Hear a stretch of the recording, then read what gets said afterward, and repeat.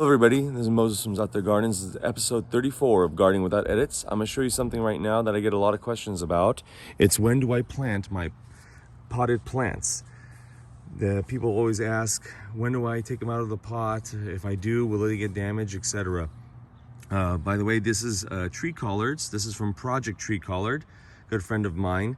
I believe this is the Merritt. I think this is Big Blue, the name, and Jolly Green, I think this is the name. So huge tree collards for the size of the plant after growing them for a while. This is not the size you'll get them when you order, but after growing them for almost about a month, they just really grew in size. I mean, look at those leaves. Okay, so then very quickly, it's really quick. When I'm about to plant in my newly gardened area, here, I'll put a link in the video right now to see how I did this area in the front yard, is I look underneath the pot, and if I see white roots, it's not really showing up on this one, right there. You can see it right in there. Let me zoom in one moment. You see those white roots coming out of that hole?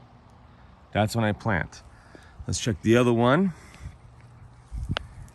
And you can see right over there. When I see that, the plants need to go in the ground. That's when I take them out. So, real quick tip.